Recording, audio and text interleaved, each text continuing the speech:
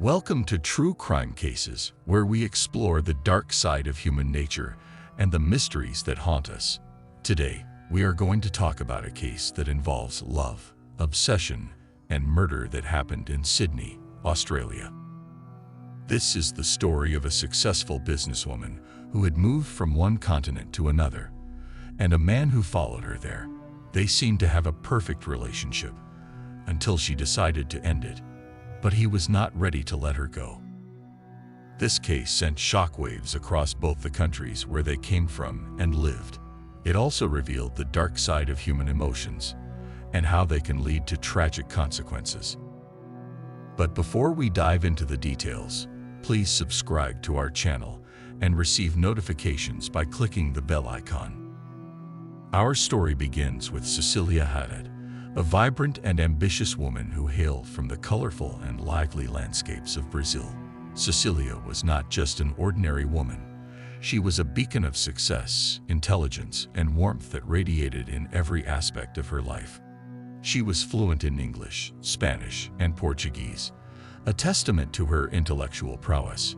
Her academic journey led her to the prestigious Pontifical Catholic University in Rio de Janeiro, where she pursued engineering.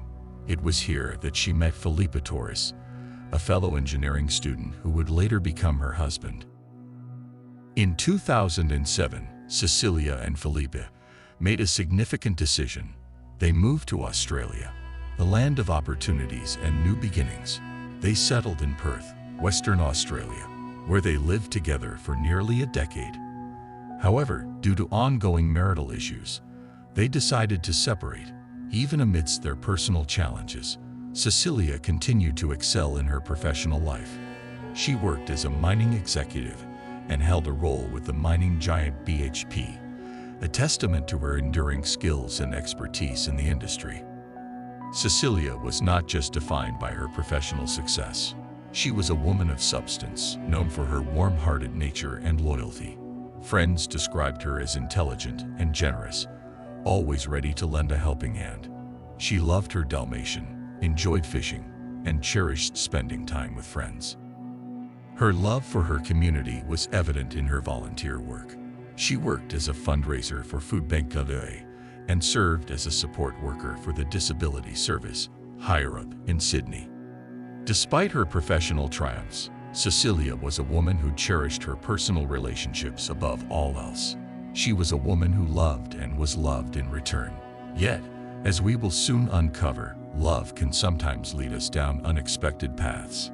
As we delve deeper into Cecilia's life, we will unravel the series of events that culminated in her tragic end. Life, in its unpredictable nature, has a way of bringing people together under the most unexpected circumstances. In Cecilia Haddad's life, this person was none other than Mario Santoro. Their paths crossed many years ago in Rio, where they were colleagues. Little did they know that years later their initial acquaintance would one day evolve into a personal relationship, one that would leave an indelible mark on their lives. Santoro, a Brazilian national like Cecilia, moved to Sydney in 2016. While little has been said about the details of their early relationship, one can imagine Cecilia and Mario, both immigrants, found solace in their shared culture and experiences, a comforting familiarity in a foreign land. Cecilia, perhaps, saw in Mario a reflection of her journey.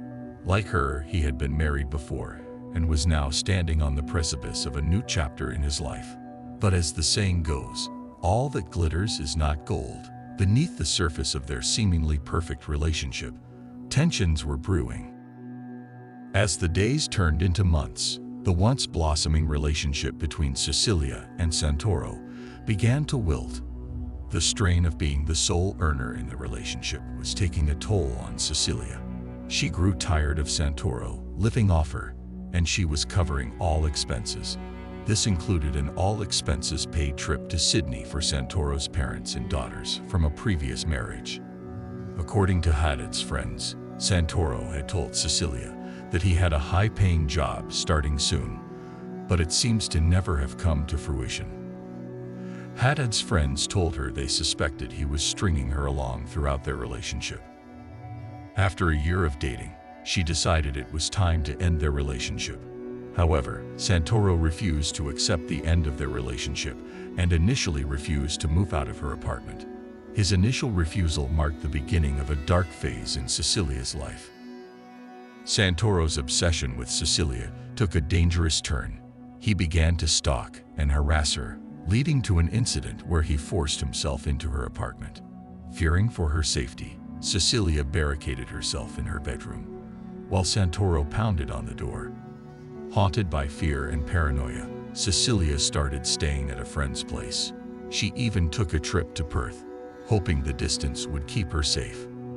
Later, it was discovered Santoro had secretly cut the keys to her apartment and would visit her apartment when she was not there. It's reported she often arrived home and noticed his hair and lingering body odor. Cecilia was terrified and often resorted to showering in the dark out of fear that Santoro would notice she was home. Her friends pleaded with her to call the police. However, Cecilia did not want to cause any trouble for Santoro that would lead him to be deported from Australia. All she wanted was for him to leave her alone. Little did she know this indecision would lead to her own demise. The next day, on April 29th, a gruesome scene unfolded on the Lane Cove River in Sydney. A woman's body was found floating face down in the water by a couple who were kayaking. She was fully clothed and had weights in her pockets, suggesting that someone had tried to sink her body in the river. The raw emotion in the kayaker's voice is evident from the police recording. Police emergency, this is Tammy. Where do you need the police, please? And Angelo Street, Woolwich, at the water. We've found a body in the water. Okay, just stay on the phone with me. Getting the police on the way as we're talking, okay? Just stay on the phone. You don't know who this person is? No?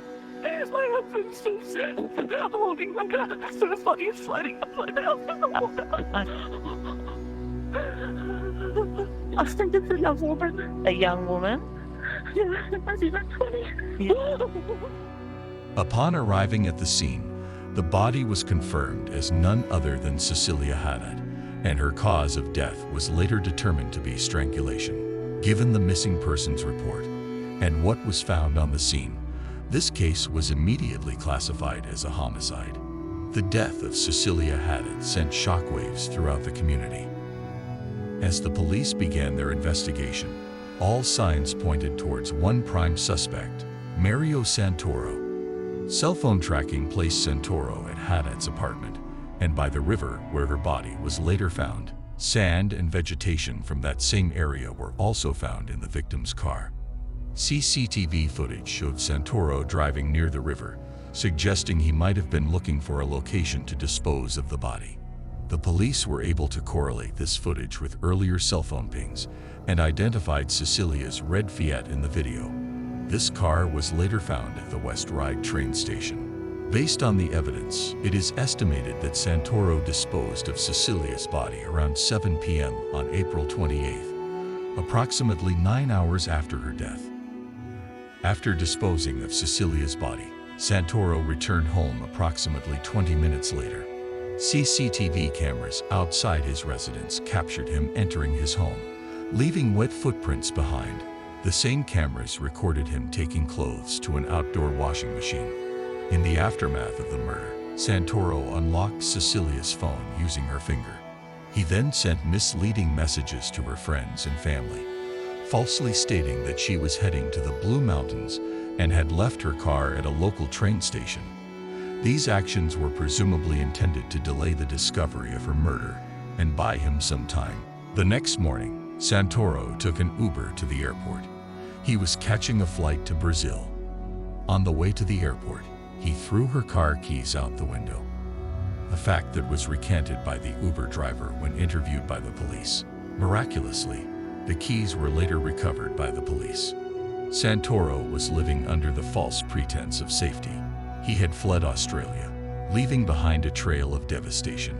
But little did he know, the wheels of justice were turning. Although all the evidence was pointing towards Mario Santoro as the suspect, there was a problem. Brazil does not allow extradition of its citizens to Australia. However, Working with Australian authorities, Brazilian law enforcement launched a manhunt for Santoro. In July 2018, just a few months after Cecilia's murder, Santoro was arrested in Botafogo, a neighborhood in the south zone of Rio de Janeiro. He had been hiding at a relative's house. Santoro was charged with femicide for allegedly choking Ms. Haddad to death. The news of his arrest brought a glimmer of hope to Cecilia's friends and family. It was a small step towards justice, but the journey was far from over. 5 years after the tragic events that took Cecilia Haddad's life, the man at the center of it all, Mario Santoro, finally confessed. Santoro confessed to entering Cecilia's apartment without her permission. He claims he simply could not accept the fact that she was distancing herself from him. In a chilling admission, he admitted they had an argument, and in a fit of rage he wanted to shut her up. So he grabbed her neck and pressed very strongly until she fell limp into his arms. He said, quote, "She fell limp in my arms. I don't remember if she hit her head on the floor. I picked her up and put her on the sofa. She wouldn't wake up," end quote. He then broke down in tears in the courtroom. In June 2023, Santoro was sentenced to 27 years in prison by a federal court in Rio de Janeiro after he confessed to the murder of Haddad. He was convicted of aggravated homicide, asphyxiation, femicide, and concealment of a corpse. He cried while admitting his crime, but the judge said he only confessed after extensive evidence was produced against him. In the tragic case of Cecilia Haddad, we are reminded of the profound complexities of human nature. This case underscores the importance of trust, not only in others but also in our own instincts and judgments. It is a stark reminder that while human nature can be capable of love and kindness, it can also harbor darkness and violence. As we conclude this chapter, let us remember Cecilia, not for the tragedy that befell her, but for the life she lived. Her story serves as a sobering reminder to trust our instincts and to never underestimate the importance of personal safety. What are your thoughts on this case? Would Cecilia have had a different fate had she called the police on the earlier incidents of stalking and home intrusion? You decide and let us know in the comment section below. Also, please show your support, give us a like and subscribe for more content.